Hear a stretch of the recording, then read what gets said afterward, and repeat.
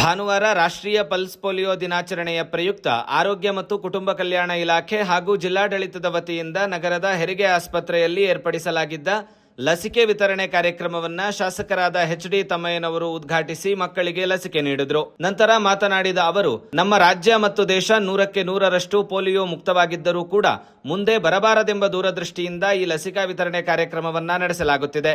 ಇದಕ್ಕೆ ಎಲ್ಲೆಡೆ ಉತ್ತಮ ಪ್ರತಿಕ್ರಿಯೆ ದೊರೆಯುತ್ತಿದ್ದು, ಎಲ್ಲರೂ ತಮ್ಮ ತಮ್ಮ ಮಕ್ಕಳಿಗೆ ತಪ್ಪದೆ ಪೋಲಿಯೋ ಲಸಿಕೆಗಳನ್ನು ಹಾಕಿಸಿ ಎಂದು ಮನವಿ ಮಾಡಿದರು. ಪಲ್ಸ್ ಪೋಲಿಯೋನ ನಮ್ಮ ದೇಶದಲ್ಲಿ ಪ್ರಾರಂಭ ಮಾಡಿದ್ದು ಬಹಳ ವರ್ಷಗಳ ಹಿಂದೆ.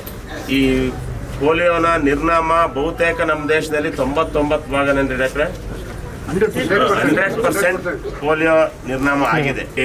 ಒಂದು ಕಾಲದಲ್ಲಿ ಪೋಲಿಯೋ ಪೀಡಿತರು ಈ ದೇಶದಲ್ಲಿ ತುಂಬ ಜನ ಇದ್ದಂಥ ಸಂದರ್ಭದಲ್ಲಿ ಅವರ ಕಷ್ಟವನ್ನು ಅರಿತಂಥ ಅಂದಿನ ಕೇಂದ್ರ ಸರ್ಕಾರ 1995ರಲ್ಲಿದ್ದಂಥ ಅಂದಿನ ಕೇಂದ್ರ ಸರ್ಕಾರ, ರಾಜ್ಯದಲ್ಲಿದ್ದಂಥ ರಾಜ್ಯ ಸರ್ಕಾರ ಅವತ್ತು ತೀರ್ಮಾನ ಮಾಡ್ತಾರೆ. ಕೇಂದ್ರದಲ್ಲಿ ನರಸಿಂಹರಾವ್ ಪ್ರಧಾನಿ ಆಗಿರ್ತಾರೆ, ರಾಜ್ಯದಲ್ಲಿ ದೇವೇಗೌಡರು ಮುಖ್ಯಮಂತ್ರಿ ಆಗಿರ್ತಾರೆ. ಆ ಸಂದರ್ಭದಲ್ಲಿ ಈ ಪಲ್ಸ್ ಪೋಲಿಯೋನ ಪ್ರಾರಂಭ ಮಾಡಿ ಇವತ್ತು 100ಕ್ಕೆ 100ರಷ್ಟು ನಮ್ಮ ರಾಜ್ಯದಲ್ಲಿ ಪಲ್ಸ್ ಪೋಲಿಯೋ ಯಶಸ್ವಿ ಆಗಿ ಯಾವುದೇ ಪೋಲಿಯೋ ಪೀಡಿತರು ಇಲ್ಲದೇ ಇದ್ರೂ ಸಹ ಇದನ್ನು ಪ್ರಿಕಾಷನರಿ ಆಗಿ ಪೋಲಿಯೋ ಡ್ರಾಪ್ಸ್ನ ಇವತ್ತು ಸರ್ಕಾರ, ಜಿಲ್ಲಾಡಳಿತ, ಆರೋಗ್ಯ ಇಲಾಖೆಯವರು ಆಗ್ತಾ ಇದ್ದಾರೆ. ಇದರ ಸದುಪಯೋಗವನ್ನು ಎಲ್ಲ ಮಕ್ಕಳ ತಾಯಂದಿರು ಅಥವಾ ಅವರ ಪೋಷಕರು ಪಡ್ಕೊಬೇಕು. ಯಾವುದೇ ಕಾಯಿಲೆ ಬಂದಾಗ ಬರೋದಕ್ಕಿಂತ ಮುಂಚೆನೇ ಬರ್ದಂಗೆ ತಡೆ ಹಿಡಿಯುವ ಯೋಜನೆ ಈ ಪಲ್ಸ್ ಪೋಲಿಯೋ ಲಸಿಕೆ ಹಾಕುವಂಥದ್ದು. ನೀವೆಲ್ಲ ನೋಡಿದ್ರಿ, 20ನೇ ಇಸ್ವಿಲಿ ಇಡೀ ಪ್ರಪಂಚದಲ್ಲಿ ಕೋವಿಡ್ ಅನ್ನುವ MRI ಬಂದಿತ್ತು. ಆದರೆ ಅದಕ್ಕೆ ಲಸಿಕೆಯನ್ನು ಕಂಡಿಡಿದ ಮೇಲೆ ಆ ಲಸಿಕೆಯನ್ನು 3 ಬಾರಿ ಯಾರು ಲಸಿಕೆಯನ್ನು ಹಾಕ್ಸ್ಕೊಂಡ್ರು ಅವ್ರು ಯಾರೂ ಕೋವಿಡಿಂದ ಸಫರ್ ಪಡಲಿಲ್ಲ. ನನಗೆ ಈ ಜಾಗಕ್ಕೆ ಬಂದಾಗೆಲ್ಲ ಭಯ ಆಗುತ್ತೆ. ಯಾಕೆ ಭಯ ಆಗುತ್ತೆ ಅಂತ ನೋಡೋಣ, ನಿಮ್ಗೆ ಯಾರಿಗೂ ಗೊತ್ತಿಲ್ಲ. ತುಂಬ ಜನಕ್ಕೆ ಈ ಜಾಗಕ್ಕೆ ಬಂದರೆ ಭಯ ಆಗುತ್ತೆ. ನನಗೆ ಡಾಕ್ಟ್ರೆ ಇರಲಿಕ್ಕೆ ಅದು ಹೇಳ್ತೀನಿ ಯಾಕೆ ಅಂತ, ಆಯಿತಾ? ಹಾಗಾಗಿ ಭಯ ನೋಡಿ, ಭೂಮಿ ಮೇಲೆ ಹುಟ್ಟಿದ ಮೇಲೆ ಬಡವನಿಗೂ ಭಯ ಇದೆ, ಶ್ರೀಮಂತನಿಗೂ ಭಯ ಇದೆ, ಅಧಿಕಾರಿಗಳಿಗೂ ಭಯ ಇದೆ, ರಾಜಕಾರಣಿಗಳಿಗೂ ಭಯ ಇದೆ, ಎಲ್ಲರಿಗೂ ಭಯ ಇದೆ ಅಲ್ವಾ? ಭಯ ಅಂದರೆ ಭಯ ಅಷ್ಟೇ. ಭಯ ಇಲ್ದರೆ ಯಾರು ಇದ್ದಾರಾ? ಆ ದೇವರೊಬ್ಬನೇ. ಹಾಗಾಗಿ ಇಂಥ ಒಂದು ಪಲ್ಸ್ ಪೋಲಿಯೋ ಕಾರ್ಯಕ್ರಮವನ್ನು ಇವತ್ತು ಹಮ್ಮಿಕೊಂಡಿದ್ದು ನಮ್ಮ ಜಿಲ್ಲಾಡಳಿತ ಮತ್ತು ಆರೋಗ್ಯ ಇಲಾಖೆ ಇವತ್ತು ಎಲ್ಲ ಸಂಘ ಸಂಸ್ಥೆಗಳನ್ನು ಒಟ್ಟುಗೂಡಿಸ್ಕೊಂಡು ನೋಡಿ, ಯಾವುದೇ ಸರ್ಕಾರಿ ಯೋಜನೆಗಳು ಅದು ಸಾರ್ವಜನಿಕರಿಗೆ ನೇರವಾಗಿ ತಲುಪಬೇಕು, ಅದರಿಂದ ಯಶಸ್ಸು ಸಿಕ್ಕಬೇಕು ಅಂತ ಹೇಳಿದರೆ ಆ ಸರ್ಕಾರಿ ಯೋಜನೆ ಜೊತೆ ಸಾರ್ವಜನಿಕರು ಸಹಭಾಗಿತ್ವವನ್ನು ಮಾಡಿದಾಗ ಮಾತ್ರ ಅನ್ನೋದನ್ನು ಹೆಮ್ಮೆಯಿಂದ ಹೇಳಲಿಕ್ಕೆ ಬಯಸ್ತೇನೆ. ಯಾವಾಗಲೂ ನಮ್ಮದು ಅಂತ ಓನ್ ಮಾಡ್ಕೊಬೇಕು. ಇಲ್ಲಿ ಬಂದಿರತಕ್ಕಂಥ ಸಂಘ ಸಂಸ್ಥೆರು ಯಾರು ಇಲ್ಲ, ಎಲ್ಲರೂ creamy layer of the society ಏನೇಳಿ ಸಮಾಜದ ಮುನ್ನೆಲೆಯಲ್ಲಿರ್ತಕ್ಕಂಥ ಸಂಘ ಸಂಸ್ಥೆರೇ ಬಂದಿದ್ದಾರೆ ಇಲ್ಲಿ. ಅವರೆಲ್ಲ ಏನು ಕಾಳಜಿ ಅಂತ ಹೇಳಿದರೆ, ನಾನು ಅದಕ್ಕೆ ನಮ್ಮ DC ಸಾಹೇಬ್ರಿಗೆ ಹೇಳ್ತಿದ್ದೆ, ಎಲ್ಲ ಅಡ್ಡ ಹೋಗ್ತಿದ್ರೆ ಅವ್ರು ಸ್ವಲ್ಪ ಮಹಿಳೆಯರನ್ನ ಮುಂದೆ ಕರ್ಸೋಣ ಸರ್ ಅಂತೆ. ಅವ್ರ ಆಸಕ್ತಿಯಿಂದ ಎಲ್ಲ ಬಂದಿದ್ದಾರೆ. ಹಾಗಾಗಿ ಅವರೆಲ್ಲರದ್ದು ಏನು ಅಂತ ಹೇಳಿದರೆ, ನಮ್ಮ ದೇಶದಲ್ಲಿ ಪೋಲಿಯೋನ ಪಿಡುಗು ತೊಲಗಬೇಕು ಅನ್ನೋ ದೃಷ್ಟಿಯಿಂದ ಬಂದಿದ್ದಾರೆ. ಹಾಗಾಗಿ ಇದರ ಸದುಪಯೋಗವನ್ನು ನಮ್ಮ ಜಿಲ್ಲೆಯ ಮತ್ತು ನಮ್ಮ ಆಸ್ಪತ್ರೆಗೆ ಒಳಗಡೆ ಹೋದಾಗ ನಾನು ಡಾಕ್ಟರ್ DC ಅವರಿಗೆ ಪರಿಚಯ ಮಾಡುವಾಗ ಕಡೂರು, ಬೇಲೂರು ಈ ಭಾಗದವರು ಪೇಷಂಟ್ಸ್ ನಮ್ಮ ಹಾಸ್ಪಿಟ್ಲಿಗೆ ಬರ್ತಾರೆ. ಕೆಲವರೆಲ್ಲ ತಪ್ಪು ಮಾಹಿತಿನ ಕೊಡ್ತಾರೆ ಜನಕ್ಕೆ, ಸರ್ಕಾರಿ ಆಸ್ಪತ್ರೆಯಲ್ಲಿ ಸರಿಯಾಗಿ ಟ್ರೀಟ್ಮೆಂಟ್ ಸಿಗ್ತಾ ಇಲ್ಲ ಅಂತ. ಹೌದು, ಹಾಸನ ಜಿಲ್ಲೆಯಲ್ಲಿ ಒಳ್ಳೆ ದೊಡ್ಡ ಆಸ್ಪತ್ರೆಗಳಿದ್ದಾವೆ. ಆದರೆ ಹಾಸನ ಜಿಲ್ಲೆಯಲ್ಲಿ ಇರ್ತಕ್ಕಂಥ ಬೇಲೂರು ತಾಲೂಕಿನ ಯಾಕೆ ನಮ್ಮ ಆಸ್ಪತ್ರೆಗೆ ಬರ್ತಾ ಇದ್ದಾರೆ? ಕಡೂರಿಗೆ ಶಿವಮೊಗ್ಗ ಹತ್ರ ಯಾಕೆ ಚಿಕ್ಕಮಗಳೂರು ಆಸ್ಪತ್ರೆಗೆ ಬರ್ತಾ ಇದ್ದಾರೆ? ಕಡೂರು ತರೀಕೆರೆ ಶಿವಮೊಗ್ಗ ಹತ್ರ, ಬೇಲೂರಿನವ್ರಿಗೆ ಹಾಸನ ಹತ್ರ. ಆದರೆ ಬೇಲೂರಿನವರು ಇಲ್ಲಿಗೆ ಬರ್ತಾರೆ, ಮೂಡಿಗೆರೆಯವರು ಇಲ್ಲಿಗೆ ಬರ್ತಾ ಇದ್ದಾರೆ, ಕಡೂರಿನವರು ಇಲ್ಲಿಗೆ ಬರ್ತಾ ಇದ್ದಾರೆ. ನಾವು ಒಳಗಡೆ ಮಾತಾಡಿಸಿದ 10 ಜನ ಪೇಷಂಟ್ ಇದೆಯಲ್ಲ, 8 ಜನ ಚಿಕ್ಕಮಗಳೂರು ಬಿಟ್ಟು 2 ಜನ ಚಿಕ್ಕಮಗಳೂರು ಬಿಟ್ಟರೆ 8 ಜನ ಹೊರಗಡೆಯವರು.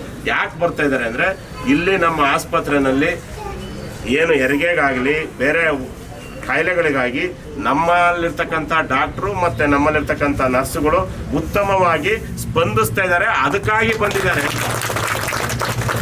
ತಪ್ಪು ನಡೆಯಲ್ವಾ? ದೇವರು ತಪ್ಪು ಮಾಡ್ತಾನೆ ಒಂದೊಂದ್ಸಲಿ. ದೇವರು ಒಂದೊಂದು ಸಣ್ಣ ಮಿಸ್ಟೇಕ್ ಆಗುತ್ತೆ. ಡಾಕ್ಟ್ರುಗಳೇನು ದೇವರ? ಡಾಕ್ಟ್ರುಗಳು ನಮ್ಮಂಗೆ MBBS ನಾವು ಬೇರೆ ಓದಿದ್ದೀವಿ, ಅವ್ರು MBBS ಓದಿದ್ದಾರೆ ಅಷ್ಟೇ. ಅವರು ರಿಪೋರ್ಟ್ ನೋಡ್ಕೊಂಡೆ ಟ್ರೀಟ್ಮೆಂಟ್ ಕೊಡೋದು. ಎಲ್ಲರೂ ಇಲ್ಲಿ ವೈದ್ಯರು ಓದಿದ್ರು ಅವ್ರಿಗಿಂತ ಮೇಲೆ ಓದಿರೋರ ಹತ್ರ ರಿಪೋರ್ಟ್ ತೋರಿಸ್ಕೊಂಡು ಅದಕ್ಕೆ ಏನು ಬೇಕು ತಗೊಂತಾರೆ. ಎಲ್ಲೋ ಒಂದು ಆಕಸ್ಮಿಕ ಆಗುತ್ತೆ, ಆಗಬಾರ್ದು. ಮೊನ್ನೆ ಯಾವುದೋ 2 ವರ್ಷದ ಮಗು ಇಲ್ಲಿ ತೀರೋಗಿದೆ ಅಂತ ಸೋಷಿಯಲ್ ಮೀಡಿಯಾದಲ್ಲಿ ನೋಡಿದೆ. ಅದು ಆಗಬಾರ್ದು. ಆದರೆ ಆಕಸ್ಮಿಕವಾಗಿ ಆಗಿದ್ದಕ್ಕೆ ಅದಕ್ಕೆ ವೈದ್ಯರ ಮೇಲೆ ಗಲಾಟೆ ಮಾಡಿ ಏನು ಪ್ರಯೋಜನ ಇದೆ? ಆಕಸ್ಮಿಕವಾಗಿ ಡಾಕ್ಟ್ರೆ ಅಲ್ವಾ ಡಿ ಸಿ ಅವರೇ, ಆಗಬಾರ್ದು. ನಮ್ಮದು ಪಾಲಿಸಿ ಹೆಂಗೆ ಸಂವಿಧಾನ ಡಾಕ್ಟರ್ B.R. ಅಂಬೇಡ್ಕರ್ ಬರೆದಿರೋದು ಅಂತ ಏನಂದ್ರೆ ಹೇಳಿದ್ರೆ 10 ಜನ ಅಪರಾಧಿಗಳು ಸುಳ್ಳು ದಾಖಲೆ ಕೊಟ್ಟು ಅವರು ನಿರಪರಾಧಿಯಾಗಿ ಹೊರಗೆ ಬಂದರೂ ತಪ್ಪಿಲ್ಲ. ಆದರೆ ಒಬ್ಬ ನಿರಪರಾಧಿ ಅವನ ಕೈಲಿ ದಾಖಲೆ ಕೊಡೋಕ್ಕಾಗ್ದಲೆ ಅವನಿಗೆ ಅಪರಾಧಿ ಶಿಕ್ಷೆ ಆಗಬಾರ್ದು ಅಂತ ಹೇಳೋದು ನಮ್ಮ ಸಂವಿಧಾನ.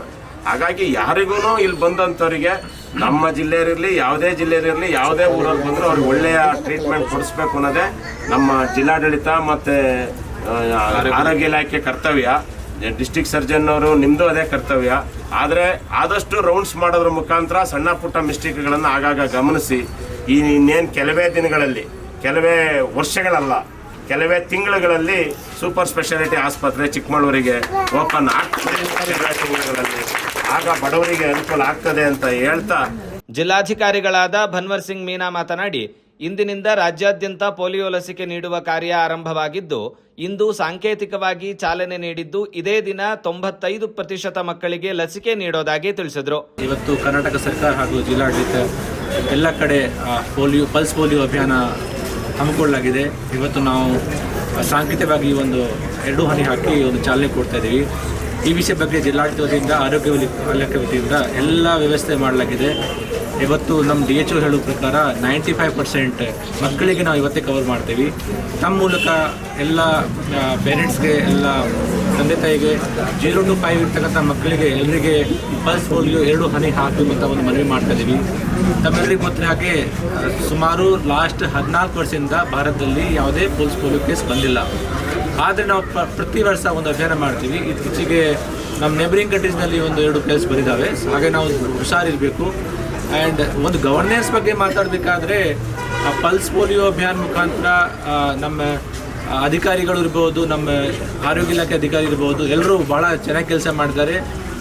ಎಲ್ಲ ಇಲಾಖೆಗೆ ಮತ್ತು ಬೇರೆ ಎಲ್ಲ ಸಿಸ್ಟಮ್ಸ್ಗೆ ಇದು ಒಂದು ಮಾದರಿ ಕೂಡ ಇದೆ.